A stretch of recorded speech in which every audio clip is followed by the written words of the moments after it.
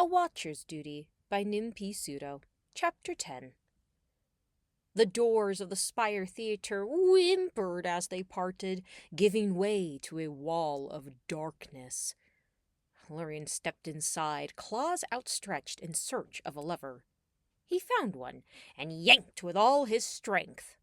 Despite the rust, it gave way, and the Lumafly lights overhead convulsed. Slowly, they bloomed to life. At least some of them. A sparse constellation formed in the rafters, interspersed with lightless bulbs stained yellow-brown by Lumafly corpses. Lurian picked at a seam in his robes as he surveyed the theater.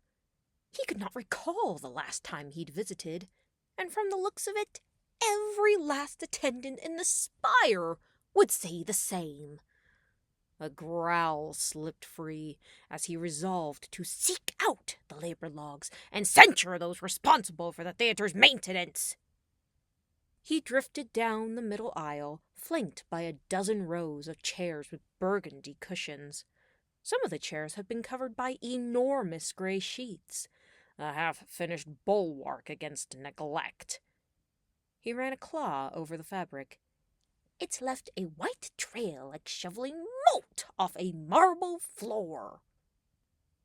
A list of suitable punishments began forming in his mind. There was a hiss, a snap of liberated cloth, and then a deluge of coughing. Lurian turned to see Hornet in the act of cloaking herself with a sheet. She twirled erratically, casting a festive dust cloud throughout the room. The vessel stood behind her, unfazed by the sudden shower. Gray clumps collected upon its head. Hornet's face emerged from her makeshift hood. Why is it so dusty in here? Is it? She paused to hack, her whole body shuddering. Ah! Isn't the spire supposed to be all clean and proper? That is the expectation, Lurian said. He wiped his claws clean and approached the stage. The main curtain, a rippling ruby-red affair, seemed to be the only thing in this place that yet retained any dignity. He attempted to part it down the middle, but the folds were lead-heavy, so he circled around. The backstage was in no finer shape than the auditorium. A lone Lumafly bulb shone weakly upon the disorder. To Lurian, the place gave the impression of a thicket, of somewhere deep and tangled, rarely traveled by civilized bugs. Ropes hung from the batten-like vines. Miscellaneous props crowded the corners like overgrowth. He waded deeper in, half expecting to hear the trill of a moss creep or the hum of a squit. On the far wall, a pulley caught his attention. It rose into the dark, presumably connecting to the track that controlled the curtain. Though winded by this point, Lurian hastened over. He tugged experimentally, and then, upon making no progress, leveraged his entire body weight. After a pause, every wheel on the track leapt into a hellish chorus, and the curtain began to part. Light from the auditorium fell upon the backstage in a broadening pillar, and with it came a throb of hope.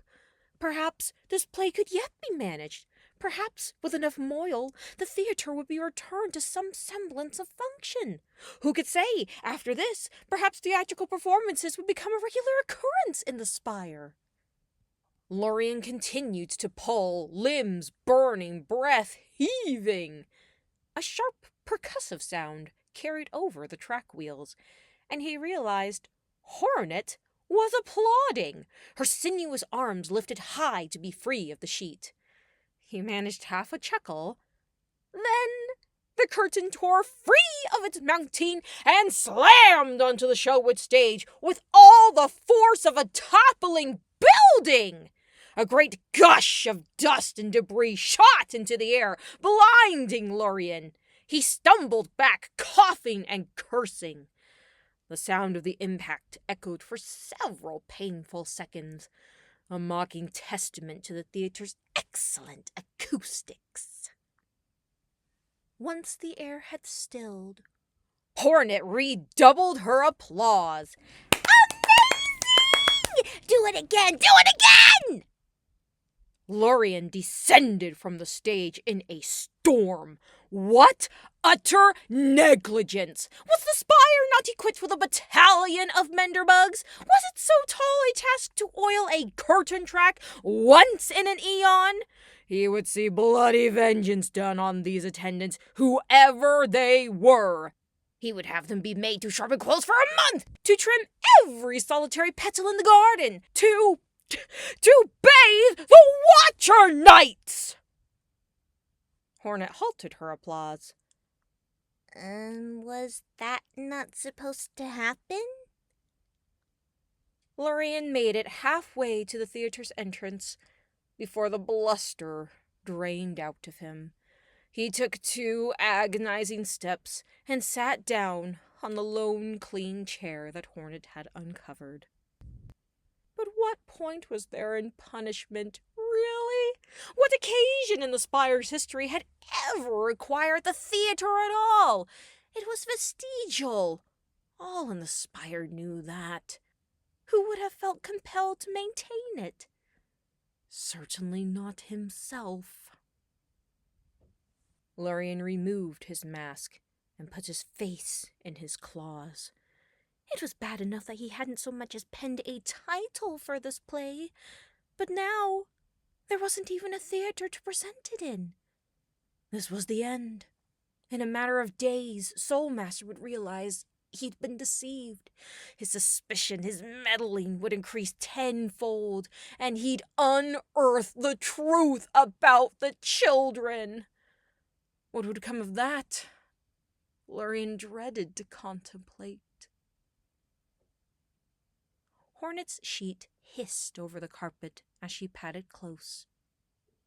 Are you okay? She asked, mirth suddenly swallowed. Yes, I am unharmed, Lorien said. His voice came muffled through his claws. No, I mean, are you okay? Lorien lifted his head and gave her a hard look. Hornet doffed her sheet and then kicked it under a chair. Look, it's not so bad. So what if it's dusty? That won't hurt anyone, and the curtain is fine. We can just put it back up and... A quartet of rusted gears fell from the curtain track and struck the stage, landing with a bang, one after the other, like the first bar of a ghastly concert. Hornet grew quiet. She seemed to be formulating a new argument.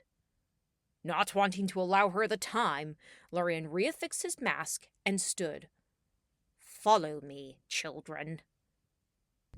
He did not know exactly where he was going or what he intended to do, but remaining in this ruin was not an option. He glanced around for the vessel. It was, almost predictably, absent. He waited for the usual barb of panic to pierce his chest. But it did not come. He was thankful for that, at least. Was this a sign of his growing experience as a caretaker, or his apathy? He couldn't say. Just as he was about to enlist Hornet's aid in searching, Beldevere's voice carried faintly through the theater doors. He seemed to be reciting something. Lorien stepped outside into the library to behold the vessel wrapped in a dusty sheet of its own. It was seated before a reading chair, occupied by Beldevere. In his claws, Beldevere held a long, beaten scroll. He read from it with grave authority, modulating his timbre as he voiced different characters. Enter stage left, the king riding upon a stag. Beldevere cleared his throat and feigned a baritone. What happiness to reign, a lonely king, vexed! O ye stars that shudder over me! O earth that soundest hollow under me! Vexed with waste dreams, for saving I be joined to the lady that is the fairest under heaven. I seem as nothing in the mighty world, and cannot will my will, nor work my work wholly, nor make myself in mine own realm victor and lord. But were I joined with her, then might we live together as one life, and reigning with one will in everything, have power on this dark land to lighten it, and power on this dead world to make it live. A vague remembrance stirred in Lurien. He tried to place the line. "The vision of the king?" he asked. Belvedere paused mid-sentence and looked up, eyes twinkling. "Quite so, Watcher. Your memory is as sharp as ever." Grandiloquent language of that magnitude is difficult to forget. "Oh, come now, the vision is a classic." Lurien shrugged. With care, Belvedere rolled up the scroll and placed it beside several others on a small reading table. "So," he began, a charlatan's air of ease about him, "how did your bout with Soul Master go?"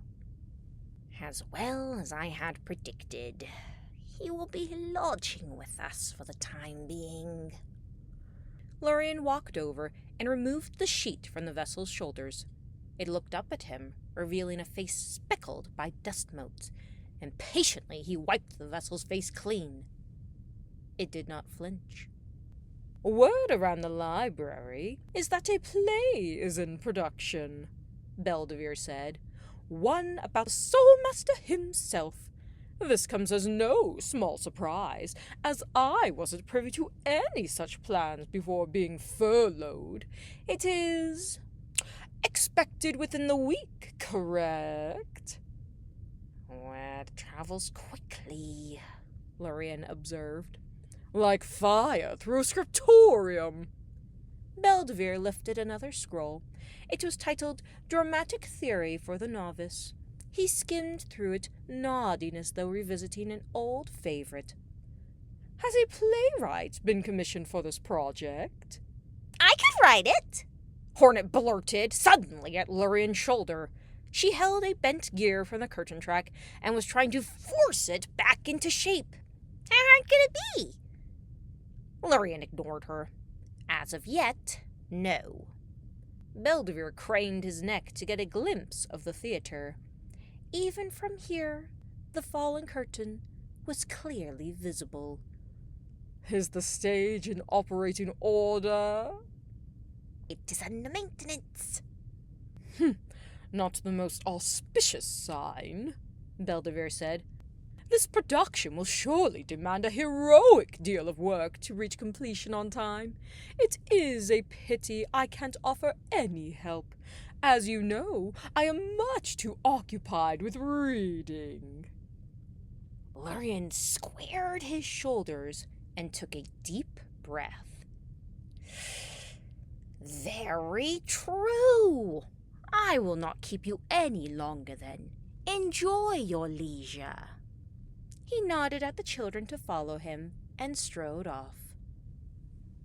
After a beat, Belvedere leapt from the chair, sending Dramatic Theory for the Novice fluttering away. He took Lurien's claw in both of his and knelt like a court knight making a pledge.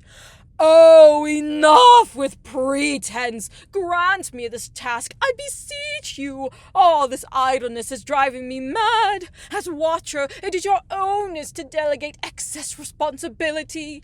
Do so!" "Foisting my every will onto you seems a poor way of delegation." Belvedere made some flustered noises and tightened his grip into a vice. "I have managed strict deadlines with greater consequence before. Who else but I could even be trusted to see this through in time? Look!" He groped blindly at the scroll strewn over the table, snatching one up and presenting it as a holy relic. I've all the resources necessary right here. I can begin this very instant. In the full span of your life, how much of it has been devoted to theatre? An hour? An entirely sufficient amount, I assure you. Lurian growled dubiously, but Hornet took him by the other claw. Come on, let Mr. Belvedere do it. I'll help him. A sudden claustrophobic feeling fell upon Lurian. Enough then. Fine, fine. He wrenched his claws free and stepped back. You are hired, Belvedere, as playwright, director, stage manager, and whatever else necessary. Does that please you? Are you satisfied with this rock slide of obligation? In a flash, Belvedere was back on his feet, shell straight, voice even, as though the last minute had never occurred. Positively ecstatic, Watcher. I shall begin immediately. He produced a small silk sack from a pocket in his uniform and shoveled the scrolls from the reading table into it. You may expect a preliminary draft of the first act by this evening. I must inform the menders about the theatre's condition. He bowed deeply, then shouldered the sack and set off through the library, a living dynamo if Lurian had ever seen one. As Belvedere diminished, Lurian shook his head. Another verbal duel. Another embarrassing defeat. It seemed he could not shield anyone from harm, not even the self-inflicted sort. He thought of the king, of the many perilous tasks he had entrusted to his eager knights. Did those edicts weigh on him, too? Hornet began to set after Belvedere, presumably to make good on her offer, but Lurian caught her by the cloak. Hold now, he said. It is best you leave that one to his own devices for now. If he requires your aid, he will solicit it. But you gave him like 4 jobs. How is he going to do them all alone? King only knows, Lurian said. But I have no doubt they will be done. For now, however, we have other concerns.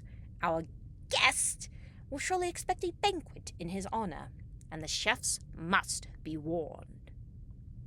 Hornet started to protest. But another thought came to her, and she nodded slyly. Okay. They made haste for the kitchen, and the vessel trailed after them, the vision of the king clasped to its chest. The spire possessed many banquet chambers, but none were so storied as the Arboretum. Though its name was unofficial, a sobriquet bestowed by the serving staff long ago, Lurian could understand why it had stuck. Between the moss green of the tapestries and the earthy lacquer of the shellwood furniture, it certainly alluded to growth and verdure. To him, its most alluring aspect was the engravings hidden away in the half-shadows of the arched ceiling. In onerous detail, a landscape of thickets, roots, and cobbled paths wove overhead. During happier times, he would have made a game of spotting the dozen moss creeps expertly hidden throughout the piece. But as he lowered his gaze to the seat of honor on the far side of the table, he was reminded that happier times had long since passed. Over the years, the king, the queen, Monomon, and even the beast had all supped within the Arboretum's walls. Sharing a table with the beast had been a particularly harrowing experience. Lurian still recalled how she had dismembered a roasted loodle with her bare claws. But now, at this moment, who was it that sat on the shellwood throne, which had carried the frames of so many much worthier beings? Whose presence, like a defiling stench, had insinuated into this most sacred place? Lurian glared into his lap, rather than direct the spite where it truly belonged. He did not wish to provoke Soulmaster in public. As far as most onlookers knew, they were fond friends. How exactly that fabrication had propagated, Lurian could only speculate. Though assembled on short notice, the congregation ringing the table was varied. Spire scholars, traveling dignitaries, the odd artisan. The first course had yet to arrive, and the air was thronged with talk. The fine dishes had been laid out. Up and down the banquet table they marched, a legion of crystal glasses and plates, all carved by claw. Lurian's own was flanked by a dozen silver utensils, all recently polished. He had endured enough formal dining to know a salad fork from a crawled fork, but dredging up that memory never ceased to irk him. So much pageantry, yet so little significance.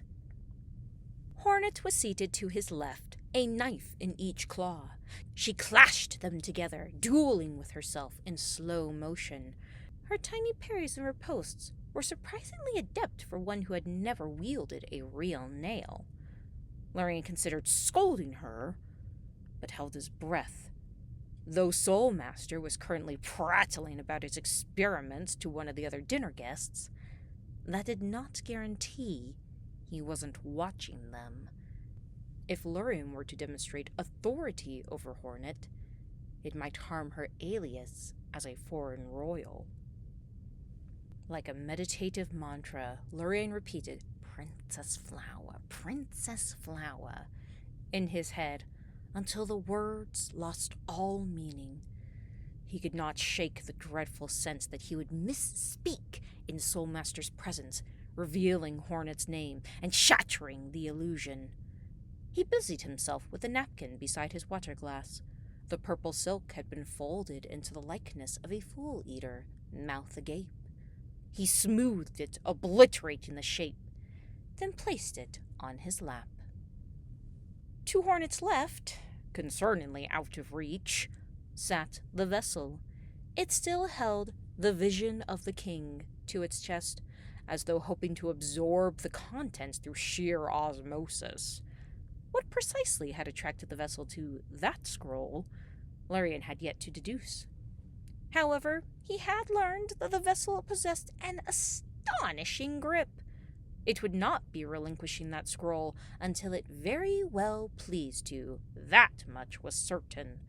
This rapidly emerging willfulness from the vessel should have been more alarming to Lurian, but he had other worries at that moment. "Do you suppose Soulmaster's soliloquy would be better placed at the end of the first act following the estate fire, or the beginning of the third act preceding the founding of the Soul Sanctum?" "I do not know, Belvedere." "Because, as you see, the core theme of the soliloquy is agency, its presence or absence in the pivotal moments of our lives, and the events framing the soliloquy will impact the audience's interpretation." "I do not know, Belvedere." "If placed in the first act, it may ring as overly despairing, but in the third act it could be seen as egotistical. I am so very torn." "I do not know, Belvedere." Belvedere lowered his notepad and paced a thoughtful circle. He had, as far as Lurian was aware, been writing without pause for the last 8 hours. As was often the case when he took on tremendous workloads, his body trembled faintly. "Perhaps I shall entreat Graham's opinion," he said. "Our captain?" Lurian asked. "Oh, yes, he is quite the theatre enthusiast." Despite all his faculties, Lurian could not create that mental image.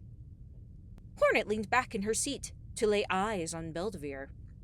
Why not both? "Pardon?" Why not put the thing in both places? Make it a little different the second time. It would be like an echo. "Ooh, that is an intriguing idea," Belvedere said. He lifted his notepad and began scribbling furiously. With what power he could muster, Lurian gestured from Belvedere to the empty seat beside himself. "Sit. Dine with us." You look to be in need of a moment's rest. Belvedere took a step back. Apologies, Watcher, but there is little time for that. The proverbial iron is hot, and I mean to strike. As promised, you shall have the first draft before the night's end, if you'll excuse me. And he scuttled out of the room, nearly colliding with another attendant along the way. Lurien let out a long breath and tapped his plate with a claw. Several more minutes of conversation passed. Some murmured from shoulder to shoulder, some half shouted from several seats down. Eventually, the kitchen doors parted with artful slowness, and the first fleet of serving carts emerged, topped with appetizers and carafes of drink. They fanned out like the petals of a flower to encircle the diners. The kitchen staff, looking meek yet professional in their gray uniforms, served without a word. The head chef, the same portly bug that had provided Lurien his breakfast that very morning, stood beside the door, hat in claw, awaiting culinary judgment. His apparent fears were unfounded, however, as all in attendance made quick work of their first plates. Just as the time came for Lurien to officially welcome the guests, Soulmaster cleared his cavernous throat and levitated into the air. A glass of root wine orbited him, gently swirling as though held in a claw. "Good bugs of the kingdom," he began, "it is a great honor to dine with you this evening. I am pleased to have finally experienced the Spire's legendary hospitality. To the Watcher," he bowed with mocking extravagance, "I extend my ardent appreciation. Thus far, my time here has been so agreeable, I fear I may never find the will to leave." He laughed, which elicited a few chuckles from the table. Hornet joined in as well, but hers was not a laugh of courtesy. "But, pleasantries aside," Soulmaster continued, "my purpose here is not leisure, but the deliverance of us all. Take this a solemn oath. Here, in this very tower, I will devise a cure for the infection. With my brilliance and the Watcher's sage counsel, this kingdom will live on." He plucked his glass from its orbit and raised the crystal in a toast. "And do not doubt, I shall be seeking that counsel at every opportunity, day or night." Applause rose like a startled flock of mask flies.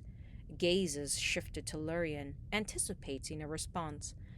But the only words he could form, uncolored by contempt, were, "Well said."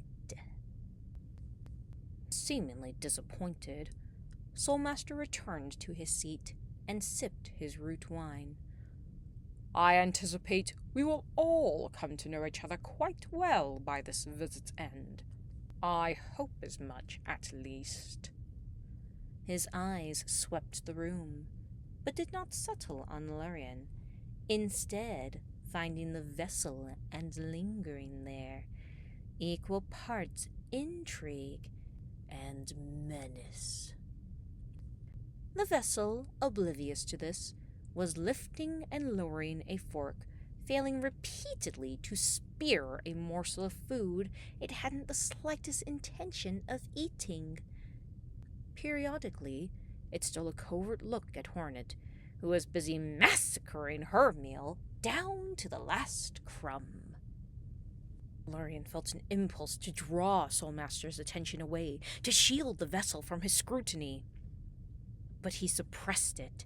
Attempts to obfuscate were often more revealing than mere inaction. In truth, and though Lurien was loath to admit it, he and Soulmaster were likely sharing some of the same thoughts. What was it that granted the vessel such an aptitude for soul? if it lacked the coordination to even open an umbrella, then why, for king's sake, was it skilled enough to sap the life from one of the kingdom's most preeminent soul manipulators? The answer was in the vessel's origin, but even to Lurien that was a murky subject. In the past, the king had referred to the vessels as his spawn, objects born of his being. Had this been a literal statement, or yet another example of the king's fondness for figurative language? Being the offspring of a god would certainly explain the vessel's abilities, but it could just as easily be a construct not unlike the king's molds. Despite his years of service, Lurien had never sought clarification on this ambiguity. He did not consider it his place to interrogate the king on the minutiae of his methods.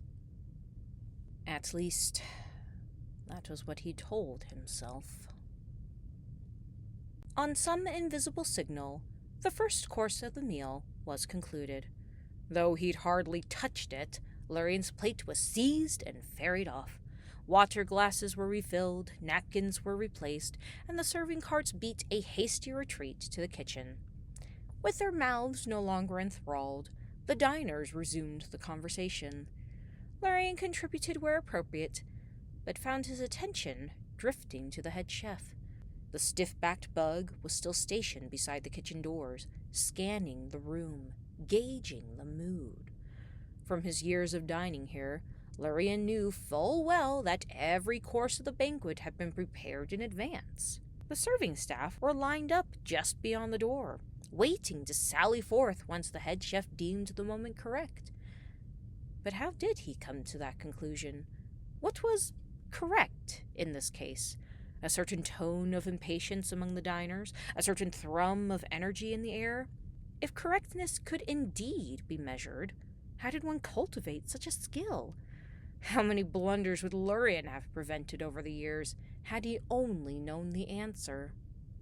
As if in retort, the head chef rapped on the door, and the second course began. It proved to be moss salad, unsurprising but not unwelcome. The conversation faded again, replaced by the clink of silverware and low noises of approval. This dish seemed to be another rousing success, for even Soulmaster was quiet.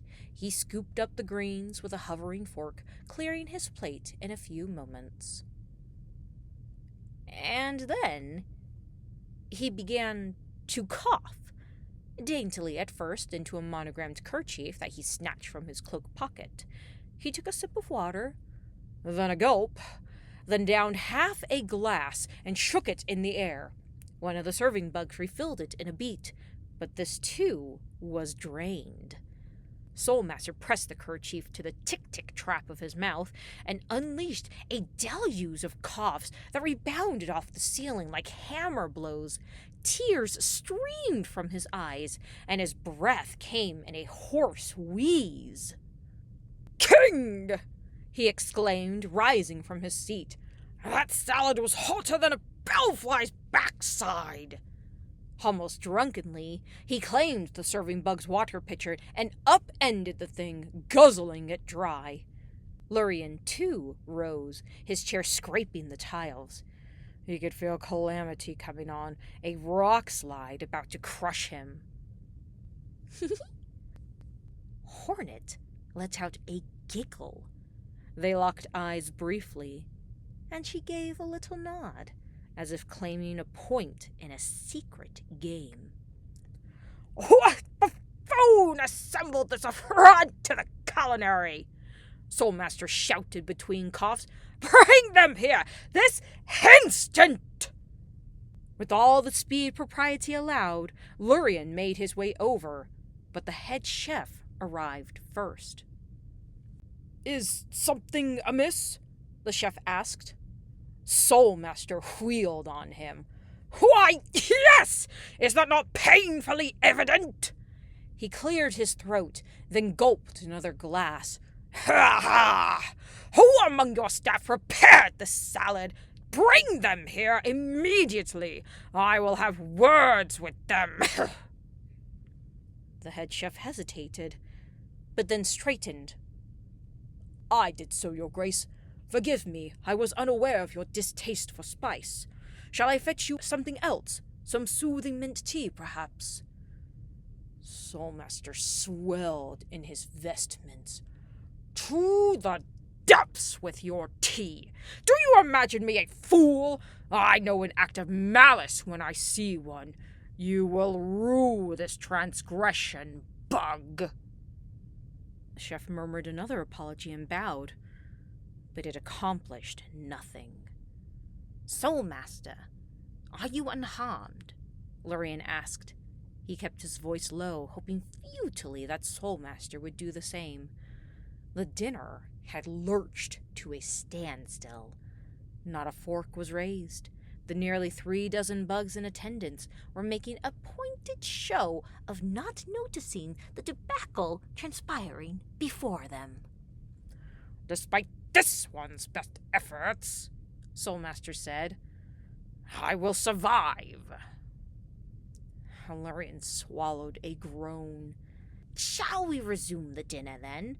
Despite this error," he shot the chef a curious look, "there are several more courses to come.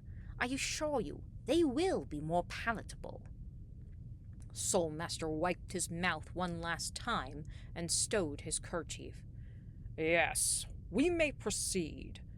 But first, dismiss this one."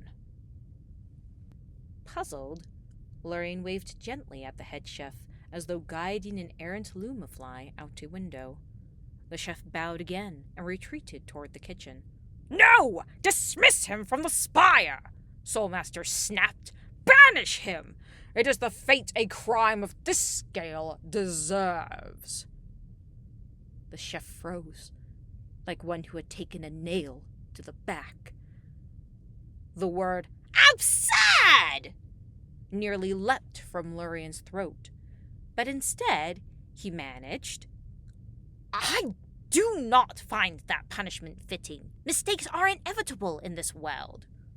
"Undoubtedly, but this was no mistake. You would be wise to rid yourself of this wretched schemer before he turns on you as well.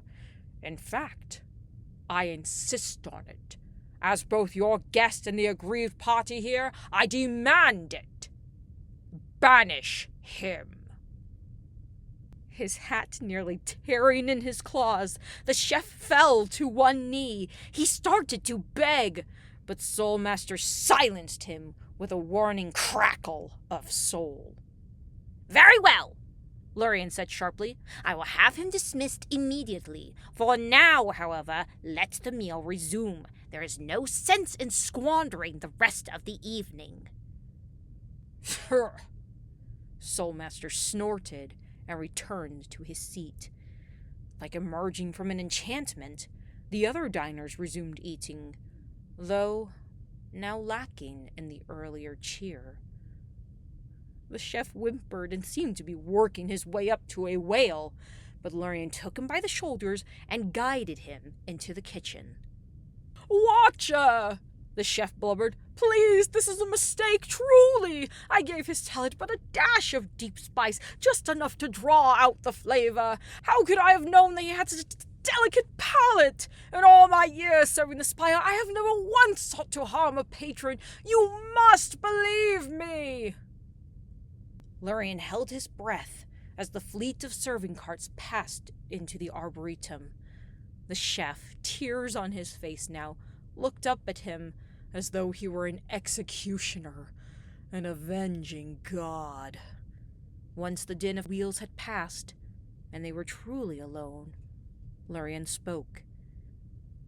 "I have no doubt in your honesty nor your ability, chef, but if my suspicions are correct, then you have been made an unfortunate victim in a game that you did not agree to play." "What will befall me, then?" the chef whispered. "This kitchen is all I have." Lurian considered. "I recommend you depart through the front entrance." The chef moaned piteously, but Lurian lifted a claw. Do so in theatrical fashion, ensuring many eyes witness you. An hour later, return to the spire through the back entrance and don an apprentice chef's uniform. The spire is vast, and nobles have little skill for recalling the faces of common bugs, so you should go undetected. For as long as Soulmaster remains here, a blessedly short period, I hope, you must content yourself with de-shelling squits and washing silverware. Once this disaster is resolved and our intruder expelled, you may return to your normal duties. Now, how does that strike you? A feasible scheme, yes? The chef, though a full head shorter than Lurian, closed him in an embrace so fierce it nearly lifted him off the ground. A heartbeat in, however, the chef recalled himself and let go. "Forgive me, Watcher, and thank you, Watcher." Lurian chuckled stiffly and unruffled his robes. "Ah, yes, well, a poor watcher I'd be if I could not discern an innocent bug from a guilty one." With incongruous enthusiasm, the chef pulled a crate from beneath a kitchen cabinet and began filling it with his possessions: saucepans, ladles, a half-dozen shell tablets scrawled with recipes. He hefted the clanking crate in his arms and departed through the arboretum. Lurian followed. The meal had progressed into the third course, roasted squid over a bed of mushrooms. Soulmaster was already quite invested in his plate, but he paused to watch the head chef go. His chin rose in triumph, as though this petty clash of wills had held any significance whatsoever. Lurian was no advocate for violence, but it would be a lie to say he did not long to slap the conceit out of Soulmaster's head. Oddly, Hornet wasn't eating. Her elbows rested on the table, claws clasped together. She followed the chef's slump-shouldered departure and stared at the door once it closed behind him. Her pose, her prison of thought, reminded Lurian of the king, how he would descend into a statue-like stupor whenever confronted with a difficult problem. And what, exactly, was the problem with which Hornet currently grappled? The interplay of action and reaction? The moral quandary of allowing another to suffer in one's stead? Perhaps the answer would reveal itself in time. Until then, Lurian would be watching.